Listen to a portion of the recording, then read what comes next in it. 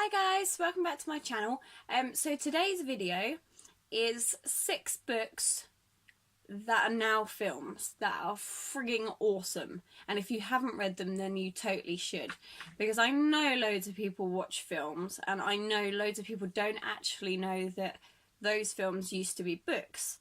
I mean, there's so many. I mean, Twilight, fantastic set of books, awful set of films. I mean, they're okay. You know, they're not brilliant, but you look at the books, and the books were so good. And they're definitely something people should read. If they're into the whole vampire thing, then it's something you should definitely look at reading. But the films, not worth it in comparison. Harry Potter, amazing books, amazing films. If you love the films, read the books, because honestly, life-changing. When I was about 16, I think I read all the Harry Potter books in 2 weeks. I mean, that was pretty impressive. And I think I'd just finished school, so it was like, you know, what do I do now? So yeah, awesome books. Let's try and think of some other ones. Shawshank Redemption, The Green Mile, any by Stephen King are freaking awesome books. I mean, they've been made into fantastic films as well. But there are so many books out there that have been great books and have been turned into like mediocre films. And it's sad because, I mean, The Shining was a really good book. The film, awful film. I mean, no offence to Jack Nicholson, but it was awful. And, you know, he could,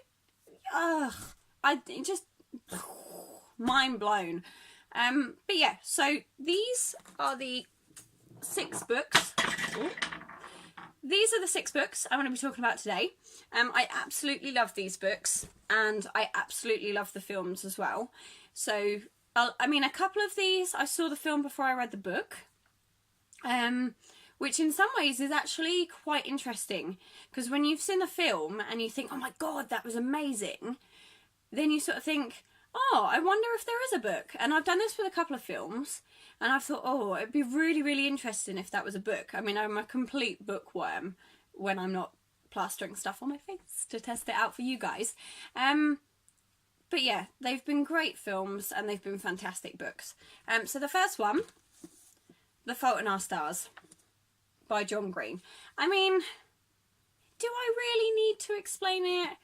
For those of you that haven't seen the film and haven't read the book, it's a complete roller coaster of emotion and completely worth reading. I mean, he has done some amazing books. He's just bought a new one out, and the name has completely gone out of my head. And I went into Waterstones to get it the other day, and they'd sold out, so it was super sad. But this one is amazing. I'm just going to read the back because it's very short. And it says, despite the tumour-shrinking medical miracle that has bought her a few years, Hazel has never been anything but terminal. Her final chapter inscribed upon diagnosis. But when a gorgeous plot twist named Augustus Waters suddenly appears at Cancer Kids Support Group, Hazel's story is about to be completely rewritten. It's a fantastic book. You should definitely read it. I've read this one twice, and it's completely unputdownable. And get the tissues. Get the tissues. The next book I'm going to talk about is The Book Thief. By Marcus Zusak is what I'm going to say. I haven't actually finished this book yet. I'm about halfway through. But the film is wonderful. If you're interested in anything remotely sort of war, Holocaust, you know, it's a fantastic book. And again, roller coaster of emotions, but so wonderful. And, you know, I'm just going to read the back again for you so you get a bit of a gist of what it's about. It says, 1939, Nazi Germany. The country is holding its breath. Death has never been busier. Liesel, a 9-year-old girl, is living with a foster family on Himmel Street. Her parents have been taken away to a concentration camp. Liesel steals books. This is her story and the story of the inhabitants of her street when the bombs begin to fall. And it just says some important information. This novel is narrated by Death. It's a small story about a girl, an accordionist, some fanatical Germans, a Jewish fist fighter, and quite a lot of thievery. Death will visit the book thief 3 times. Now, I cried at the film, and I imagine when I get to the part in this book, I am going to cry and cry. So again, tissues. But yeah, it's an amazing book and an amazing film. Now, this one is the recovered version of Cecilia Aherne's book. The original is called Love Rainbows, or is it Love Rainbows? No, it's Where Rainbows End. I've got it confused. Yeah, the original one was printed as Where Rainbows End, and they reprinted it as Love Rosie. It even says it on the front. Oh my god, it's been a long day.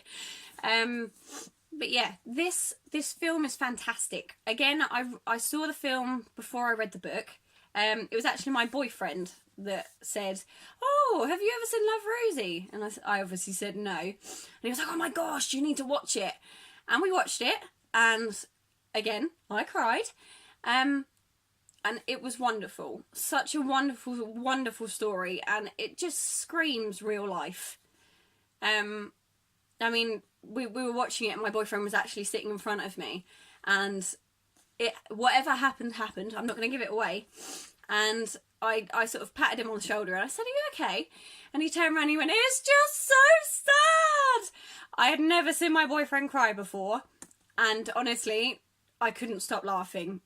I felt really bad because he, it's nice when boys show emotion, but it was hilarious. And this is a fantastic book and a fantastic film. So if you haven't seen either, then check them out. Again, I'm going to read the back for you. It says, "Best friends since forever, Rosie and Alex have shared their hopes, dreams and firsts. But one awkward moment at 18, one missed opportunity, and life sends them hurtling in different directions. Although they stay in touch, misunderstandings, circumstances and sheer bad luck seem to be conspiring to keep them apart. Can they gamble everything, even their friendship, on true love?" Check it out. It's amazing. Okay, so I'm going to bring out another one by Cecilia Aherne. Who hasn't heard of P.S. I Love You? I've read the book about 3 times, and I've seen the film so many more, because who doesn't love Gerard Butler with an Irish accent? I mean, whew. I would dump my boyfriend in a heartbeat if this man turned up at my front door. It's an amazing film, an amazing book. I know I keep saying the same thing over and over, but this one really is...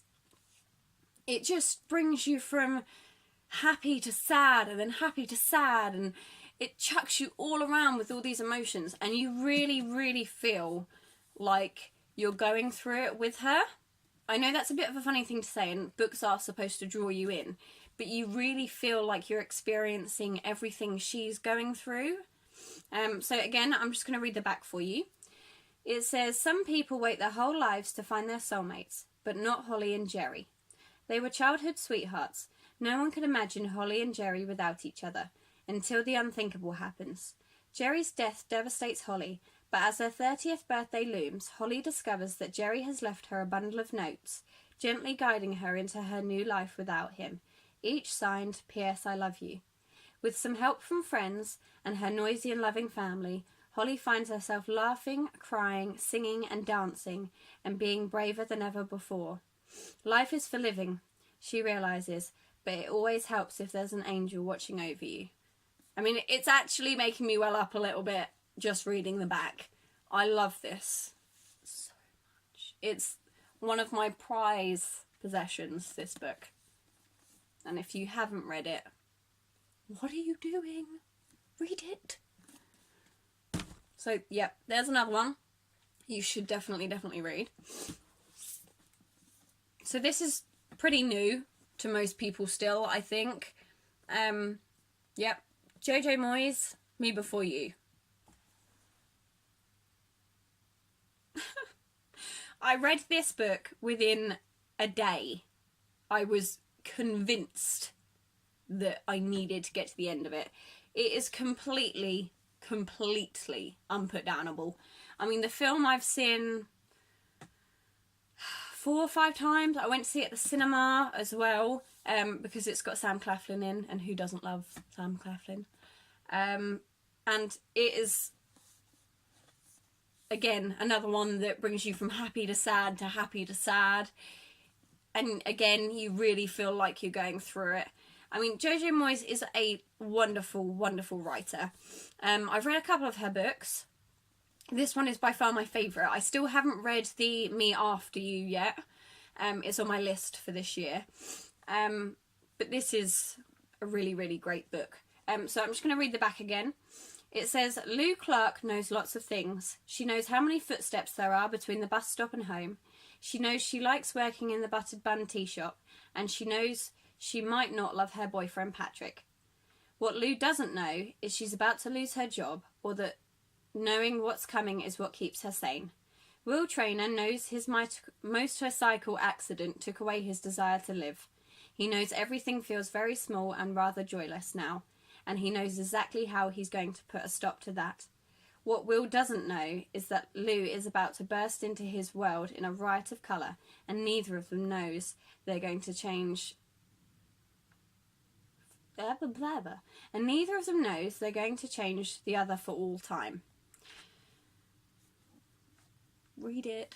Read it, please. Please read it. I love it. I mean, as you've guessed, these are all books I love. I love them all. I love the films. That's the whole point of this video. And you guys need to read them. Read them. Right, the last book on my list is Dear John by Nicholas Sparks. Now, I have all of Nicholas Sparks' books. It took me a really long time to get hold of them. I actually do this thing with my dad. I've done it for years and years, and we call it a charity shop run. So we go around all the charity shops where we live, in Colchester, and surrounding areas like Ipswich, Chelmsford, and we go around looking for books that we'd like to have. I don't always like buying brand new books, because I sort of feel like they're out there. People have read these once and just gotten rid of them, and I sort of think, rather than letting them sit there in a charity shop, I'd rather go and buy them for like a quarter of the price than have to spend £7 or £8 to get them brand new. I mean, this one I bought brand new, and it was £8. I'm fine with that, because I knew when I bought it, I probably wasn't going to find one in the charity shops, and I needed to get my hands on this. But majority of the others, like this one, I mean, it's in perfect condition. It looks fine. This was £1. £1. And I sort of think, for the sake of £6, £7, look in a charity shop. You can find them. I have a hoard of books, and most of them I got from charity shops, because I read them so quick. I like to read new books all the time. And who has the money to buy brand new books as often as, as often as they want to? I mean, I go out with my dad probably once every couple of months and have a look for a set of books I've been looking for. I'll obviously pick up other ones that I haven't been on the lookout for but look interesting. And I can buy 6 books from a charity shop for the price of 1. So, I mean, I'm not discouraging people from buying brand new books. Of course not. There's nothing better than the smell of a brand new book. I'll give you that. But the older ones, you know, used copies are out there. And if you can get your hands on them, why not? Anyway, mini rant over. Let's go back to this. Dear John, I haven't actually read this book yet. I got Nicholas Sparks' whole collection, and they are on my to-read list. But I've seen the film. Channing Tatum, Amanda Seyfried. Wonderful. Absolutely amazing. And, you know, I loved the film. It's a fantastic film. I actually lent it to a friend and she hasn't given it back yet, so she's going to be in trouble. I mean, she did have a baby, but that's no excuse. Give me my DVD. But, read it. Read it with me. This is my goal for this year. I have 15 books that I want to read, and I am going to try and read this one amongst all the others. But I was saving the ones I know that are going to be good until later, because, you know, I've bought a lot of books that are just on their own, a lot in sort of series, and I want to read the ones that are on their own so that I can look forward to the ones I know are going to be amazing. So if you haven't heard of Dear John, I'll read the back for you. It says, when John meets Savannah, he realizes he is ready to make some changes. Always the angry rebel at school, he has enlisted in the army, not knowing what else to do with his life. Now he's ready to turn over a new leaf for the woman who has captured his heart. What neither realizes is that the events of 9/11 will change everything. John feels compelled to re-enlist and fulfill his duty to his country, but the lovers are young and their separation is long. Can they survive the distance? I have cried at every single one of these books, every single one of these films, and that's how I know they are good. When a book can bring out such emotion in someone, they can make you laugh, they can make you cry, they can make you angry. When a book can do that, you know it's a good book. I think there's a quote by... he was in Meet the Parents. If I can find the quote, I'll list it below. But basically, it says about how stories can shape your whole life. You know, how they can make you laugh, they can make you cry, and making you feel is the best part of a story. And he's not wrong. You know, the fact that I get to read... I know that they're not real, but when you're reading them, it feels like you're experiencing everything that those characters are going through. And that is the best part of a book for me, is that you can sit there and you can feel everything that they feel. And at the end of it, you just want to read it all over again. So yeah, 6 books that are films that you guys definitely need to read. If you've read them already, or you've seen the films, then let me know in the comments down below what you thought, what you think they could have done better. You know, let's get into a whole conversation about amazing books that are films. Let's do this. You know, 2018 is our year. We can do this. But yeah, if you've read the books, you've seen the films, let me know in the comments down below. If you have any that you've read that you think I would like to read as well, then let me know in the comments down below. And give me a thumbs up if you like the video. I mean, I love books, and I hope you guys do too. So yeah, 6 books that you need to read, or watch the films. But yeah, so if you enjoyed the video, then give me a thumbs up.